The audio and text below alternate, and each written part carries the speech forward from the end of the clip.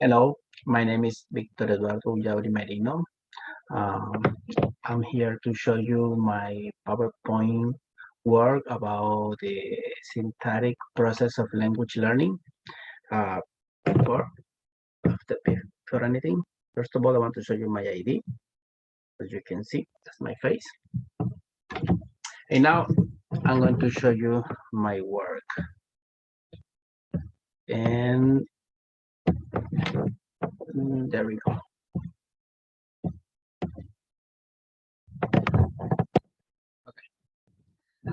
We're gonna talk about the synthetic process of language learning. But first of all, we have to know what is syntax.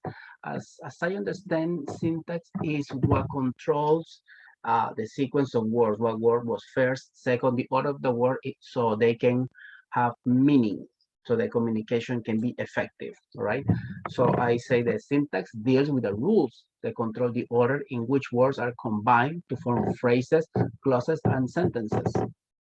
When learning a language, it is important to learn the correct word order to make the correct sentences and make communication effective and meaningful.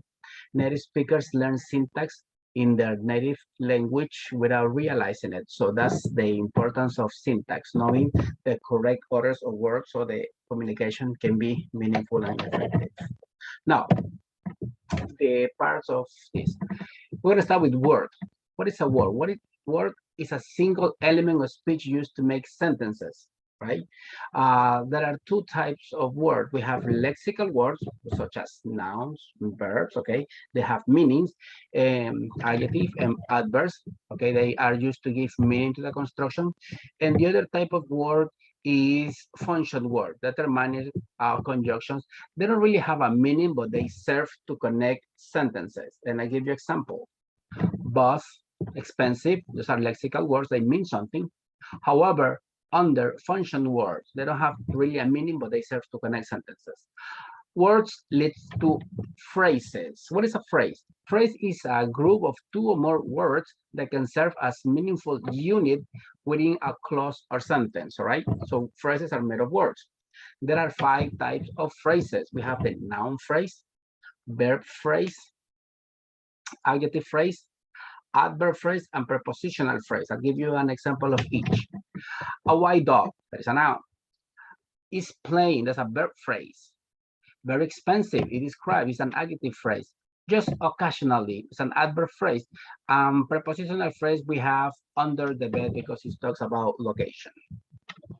Phrases are made out of 2 parts. We have the heads and the modifiers. The heads can also be called head words, are the main part of the phrase. Therefore, they cannot be removed from the phrase, right? I'll give you an example. The expensive coat, right? It cannot have some meaning, but coat cannot be removed from the phrase because it would lose the meaning.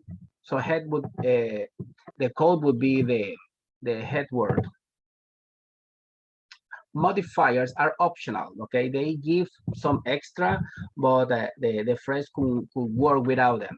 For example, if we remove the, we're gonna have expensive coat. If we remove expensive, we're gonna have a coat. They still have some meaning. Next, go to the next one. Phrases. Phrases, they lead to clauses, okay? Clauses are constructions made of phrases. The subject of a clause is a noun phrase, while the predicate of a clause is the verb phrase. Clauses are classified main clauses, they are independent, and subordinate clauses, they are dependent. Main clauses by themselves can represent a single idea or thought. Subordinate clauses, they need a main clause to make a meaning because the information will be incomplete and cannot make sense with just a subordinate clause, right? So we need the main clause. I'll give you an example for this. He'll come to work even if it's raining. He'll come to work. That right there expresses an idea and it can be independent. That's why it's the main clause. Even if it's raining, subordinate, because it doesn't really say much. If it's raining, what? Another example, I don't know what to do. I don't know will be the main clause because it gives an idea. What to do is a subordinate clause because it doesn't really say much. Let's go to the next one. A group of clauses lead to sentences. Sentences are made up of one or more clauses. Sentences start with a capital letter and end with a period, question mark, or exclamation points. Sentences are divided in 4 categories. We have a simple sentence that expresses only one idea or independent clause. For example, Frank ordered dinner through an app. We get one idea there. Compound, simple sentences, they are linked by a conjunction or a proper punctuation. For example, Isabel bought me a present yesterday, so I'll buy her lunch today. There we have sentences, they are joined by a proper punctuation, in this case, so. Complex, a sentence with a main clause and subordinating clause joined by a subordinating conjunction such as because, since, while, etc. For example, Mike can come to the game because he is sick. This will be considered a complex sentence. Compound complex, sentences that are made of 2 or more independent clauses and at least one dependence. These are really difficult to get the example from. But this is what I got. As the fire was put out, okay, dependent clause, all tenants were allowed to go back to their apartments, but they prefer to stay outside for another hour. Good. So there we have the independent clauses and at least one dependent clause. Now, the sentences, they lead to text or discourse. What is a text? Text is any word that can be read, such as literature, newspaper, or diaries. Discourse is an interaction between listener and speaker. It can be used for daily communications, express beliefs, ideas, feelings, emotions, etc. In order to form text and discourse, this element must be considered: aspect, tense, and voice. All right, let's go to the last one. Aspect is the form of the verbs take in the constructions. The main aspects are simple aspect, determine if the person should use E or ES in present. ED for past regular. For example, Lisa plays volleyball. Frank ate chicken. That's simple. Progressive is used for continuous action in present tense, in present, past, or future. We use to be plus ing. For example, Luis is reading a book, present. Jesse was washing the dishes, past. Perfect aspect. It includes auxiliaries such as have and has for present or had for the past, and past participle. Okay? We have have, has, or in past participle, or had for past and past participle. It refers to the completeness of an action. For example, I can say, I have lived here for 5 years. That will be present perfect. I had lived in London before I moved to Guayaquil. So that will be past perfect. We have tenses.